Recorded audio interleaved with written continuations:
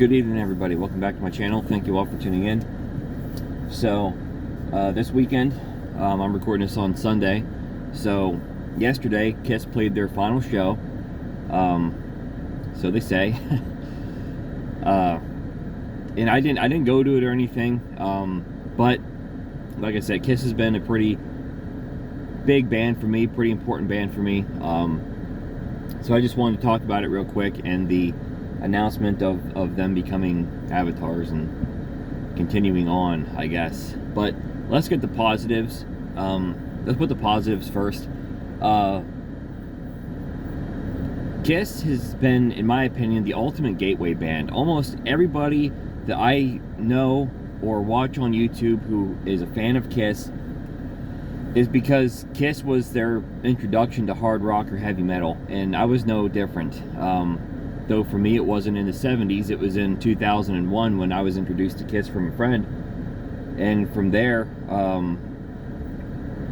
I got into all the other bands and all the other groups that I'm into. And I really have Kiss to thank for that. They've put out so many great albums over the years. Another reason I think they're such a great gateway band is because they have, they started off in the 70s with that really harder edge, harder rock sound that led many people to heavier metal. There are bands that are heavier than Kiss that I do like, though I'm more of a rock fan. I never really got into like really heavy metal bands and whatnot, but I got into other classic hard rock groups like Aerosmith and AC/DC and Van Halen, and of course, move on down the line, Rush, and lots of groups from the 80s that I fell in love with. And Kiss really sort of was a little all over the place. They had stuff that sounded like Bon Jovi, they had stuff that sounded like Iron Maiden, they had stuff that sounded like Sabbath, they had stuff that sounded like they were kind of all over the place. They really had quite a range from the hard rock to the pop rock and the heavy metal. And it's one of the reasons why I think they're such a great gateway band, is because regardless of which path you go down, whether you become a fan of these really heavy groups, these poppier groups, these just plain classic rock groups that were their peers at the time, Kiss really can bring you into all of it, any of it. And I think that's one of the great things about Kiss.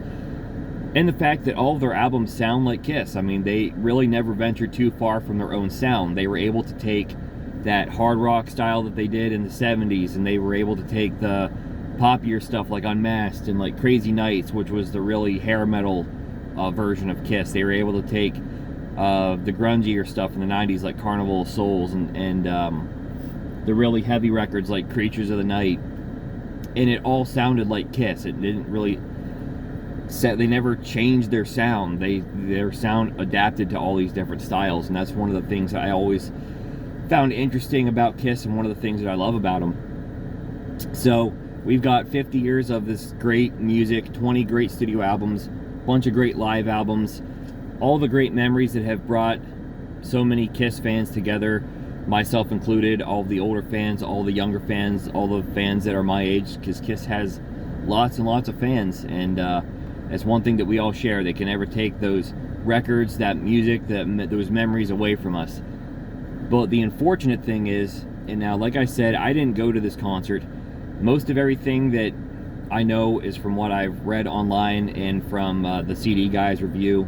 Go check out his video on it if you haven't. It seemed like the final concert was pretty run-of-the-mill for what Kiss has been doing lately, which is fine. I think all of us would have loved for Ace and Peter to have been there. My thought, in my opinion, was do like an MTV Unplugged kind of a thing. Play the majority of the concert with Tommy and Eric, because they've been in the band for 20 years now. And for the encore, or maybe just at the tail end of the show, Peter and Ace come out. Peter can sing Beth, do a song with Ace.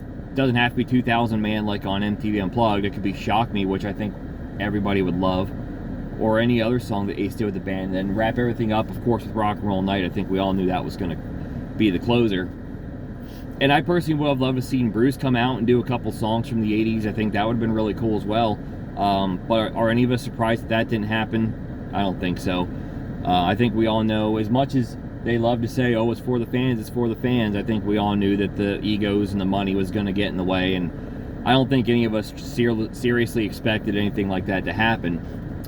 But honestly, I'm just glad that the drama can be put to bed now, because as much as I love this band, it has gotten very tiresome hearing all the bickering about Peter and Ace coming out for the farewell tour, and Ace not wanting to do it because they don't want to pay him, when I'm sure Paul and Gene probably wanted to pay him pennies on the dollar to do it.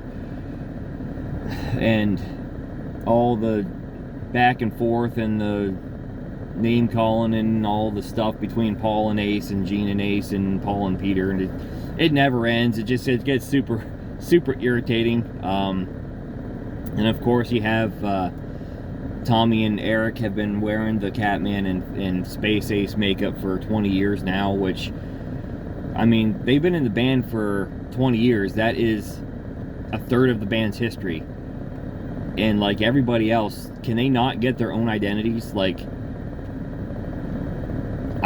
it's a shame. I want to take a different approach on this. I don't like seeing Tommy Thayer have to act a part any more than anyone else, and I don't blame Tommy and Eric for this at all. This is most definitely Paul and Gene's.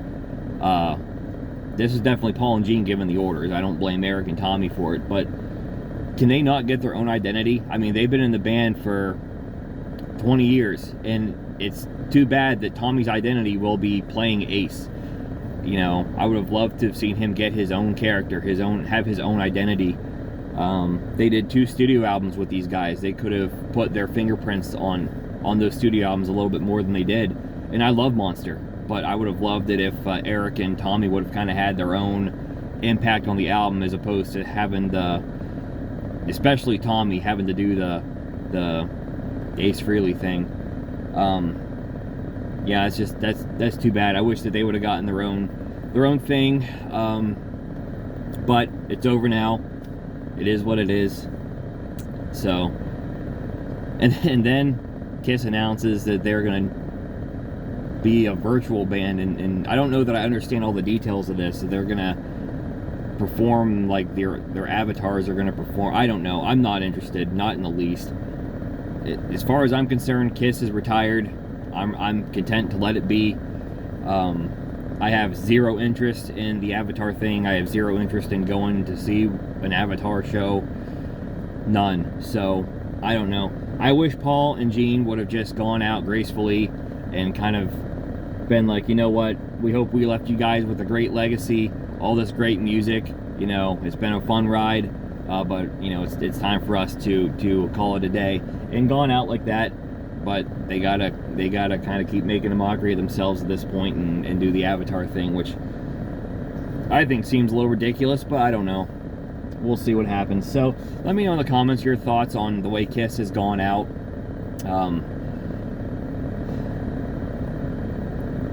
And certainly let me know what Kiss means to you. I think I would certainly like to keep this more positive. It's very easy to trash on Kiss these days, so I'd also like to keep it positive and remind ourselves why we all love this band so much. So let me know in the comments your favorite memories attached to Kiss, what the band means to you, your thoughts on them going out.